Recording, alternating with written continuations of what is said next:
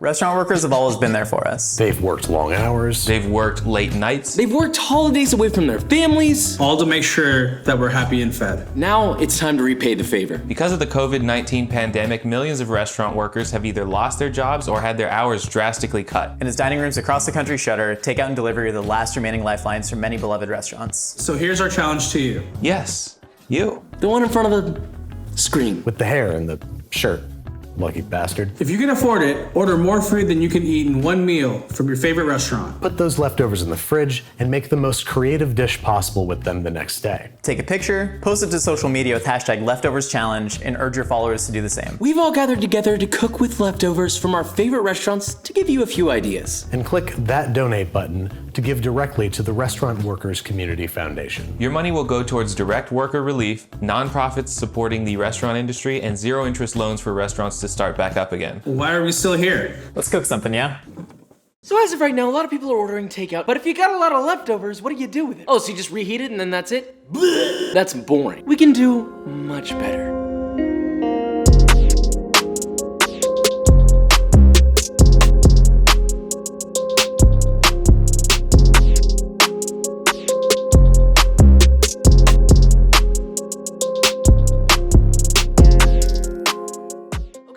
Making meals from leftovers from restaurants. It's information on how to make new meals with leftovers, but it's also in benefit of restaurants, as you saw before. Don't forget to donate if you can, but also if you can't, then just order takeout from your local restaurant. I'm not gonna get all preachy on you, but you see where I'm going with this. So with all that said, let's make this, shall we? All right, now we're calling Loro. Good afternoon, this is Loro. How may I assist you? Is this my boy Matt? How are you, man? Good, buddy. How are you? I'm great. I'll just fire off. I've got a bunch of stuff I'm gonna get. You're gonna eat like a king. I'm gonna eat like a morbidly obese king. Yeah, we can fit it through there. We can do it. Thick order. At High Hospitality, they only have the most fashionable ways of social distancing. What's up, man? How are you? See, look, they have all the good masks here. Homemade by my sister. Dude, Yeah. she snaps, man. Thank you guys so much. What do I owe you? Oh, no, you're good. Oh, come on. Yeah, They did good. this at Loro too. Don't do this to me. Yeah, no, you're good. Thank you. We appreciate you guys. I appreciate it, yeah. All right. No, we appreciate you. Thank Thanks, you. guys. We've got the restaurant group that I used to work for. We put in a lot of work together, so it felt right to have them participate in this. A lot of food. Brisket, oof. Brisket, double oof. So this is all Loro. Boom, bop, bow, pop. The homies really hooked us up today, huh? We're gonna take all of this stuff and we're gonna put it in the fridge. This is really hard for me to do because it's supposed to be a leftovers thing. I might eat a little bit.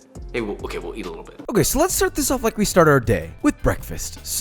Or well, maybe you don't eat breakfast, I don't know. So we're gonna make a breakfast hash. So you're gonna start with 2 to 3 large russet potatoes, peel them, cut them into bite-sized pieces, add 2 tablespoons or 30 milliliters of olive oil to a large pan, heat that over medium heat, and then add 1 diced yellow onion. Saute just until translucent. It's okay if you get a little bit of color here. And then you're gonna add your potatoes. Season generously with salt and pepper to taste, toss that around, and then cook that, stirring often over medium heat for about 10 minutes. If you need to speed it up, you can always add a lid. Now next is where the leftovers come into play. So I use the pork belly from Loro, but you can use any leftover protein you want. Cut those pieces in half, toss them in a pan, and fry them up until crispy and nice and brown. Put those to the side. Now once your potatoes are done, and any vegetables that came with your meal as well. Here I added Uchi's Brussels sprouts, as well as their Kinoko Uzuzu curry, which is a mushroom dish. Add your leftover protein of choice, stir that together, add a couple handfuls of spinach for a little vitamin boost. And then once everything is heated through, continue heating until everything's hot. Plate it up. Now this wouldn't be breakfast unless you tossed on a nice thick sunny side up or fried egg. I also added their peanut romesco and some crushed up wonton chips just for crunch, and some Korean chili flakes. And that is a leftover breakfast hash. It is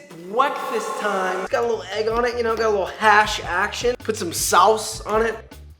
I thought it'd be... That is very nice. Considering this is leftovers, this is probably the greatest breakfast hash I've ever had in my life. Very, very nice. Now for lunch, I think we need to talk sandwich time. First, pick your bread of choice. I've got a nice little sourdough loaf here. For the sando sauce, you're gonna need 2 tablespoons or 35 grams of mayo. I used kewpie mayo. 2 tablespoons or 38 grams of cognac mustard, or any whole grain mustard because, not everybody wants to be fancy. And a generous amount of fresh ground black pepper. Mix it together, season it to taste with salt, and you're good. Toast your bread in a pan with butter, not in a toaster, on both sides over medium heat until crispy like this. Open up your sando, spread on your mustard mayo, add some thinly sliced tomato, got some heirloom tomato. Always salt your tomatoes every sandwich, please, I'm begging you. So sick of it. Add your leftover protein of choice. Chicken does great here. I have some oak grilled bavette here. I mean, it's looking good. And it also had some fresh herbs and pickled onions in with that dish, so I went ahead and put those on top too. Then I pulled some butter lettuce and some pickles from a separate to-go box. See how you can kind of mix and match here. Hit it again with your mustard dressing, and then take your top piece of bread and crown your king. Then just cut that bad boy in half, get your knife stuck in the board to flex and show how sharp it is. Now we're gonna pretend that it's lunchtime and that I'm not already full. Bread, we got some medium rare beef, heirloom tomatoes, pickles. The goods.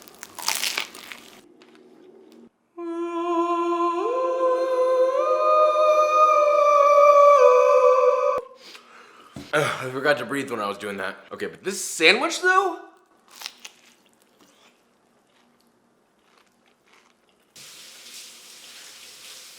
I just want to add that this has been sitting out for like 20 minutes and it's cold. So everybody who's like, oh, Josh, you let the food sit from butt better, that's why it's not crispy. Bull. This has been sitting for like 20, 30 minutes and it is crispy.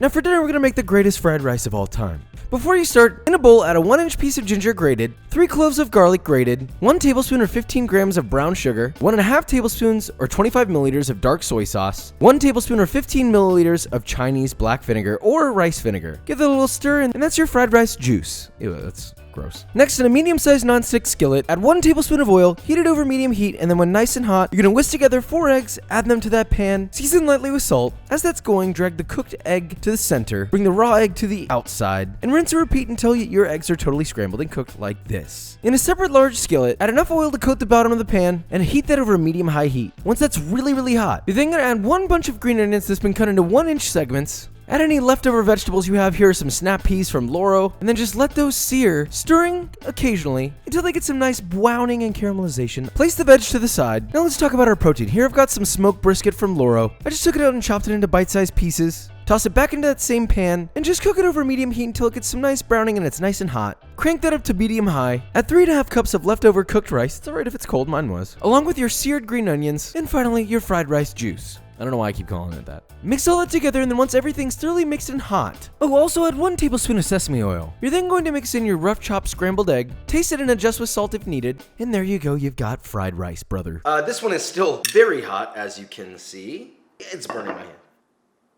Ow.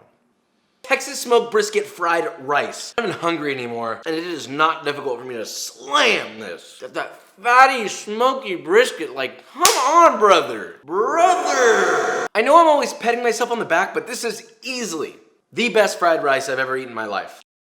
But do you want to know what else is thankful for restaurants? B-roll.